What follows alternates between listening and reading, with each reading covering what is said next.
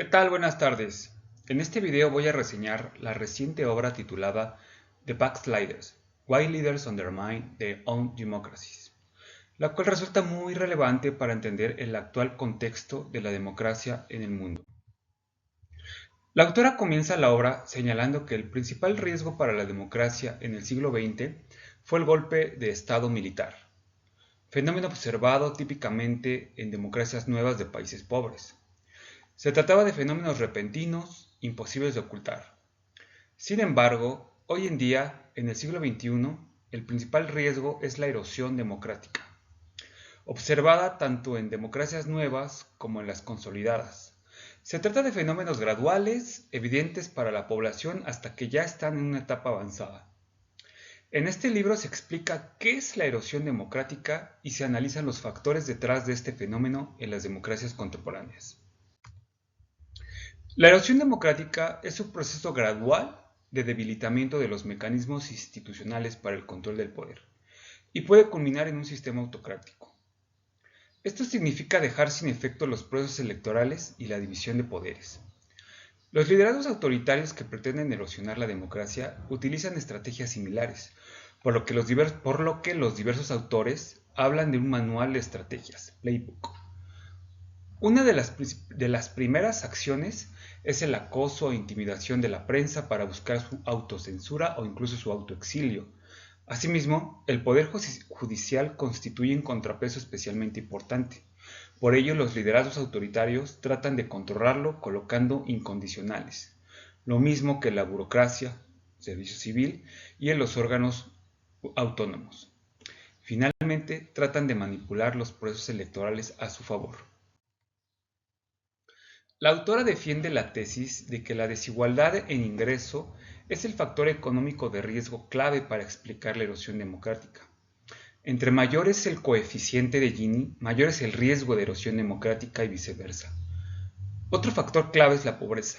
Un PIB per cápita bajo eleva el riesgo de erosión. No obstante, su efecto es de alrededor de la mitad del que registra la desigualdad.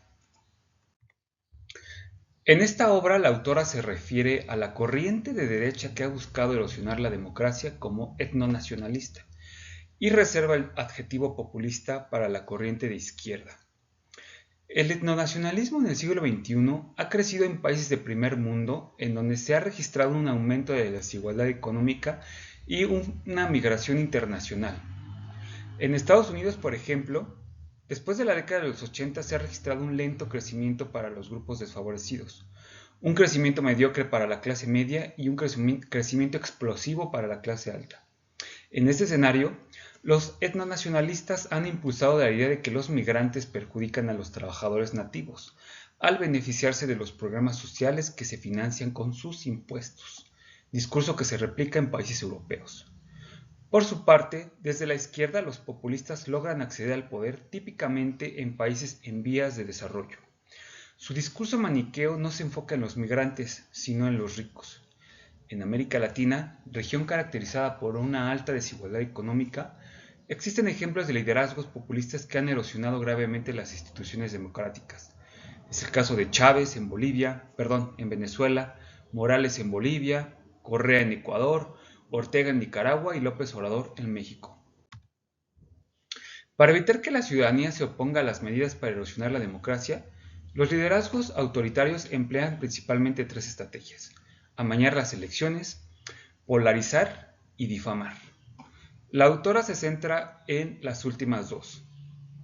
La estrategia de polarización implica impulsar la idea de que los opositores constituyen una amenaza a la nación. Una sociedad polarizada permite a los liderazgos autoritarios escapar a la rendición de cuentas. Pretende que la sociedad tolere sus abusos, considerando que si los opositores ganan el gobierno, las consecuencias serían catastróficas. Por su parte, la difamación se dirige a las instituciones autónomas que funcionan como contrapesos al poder.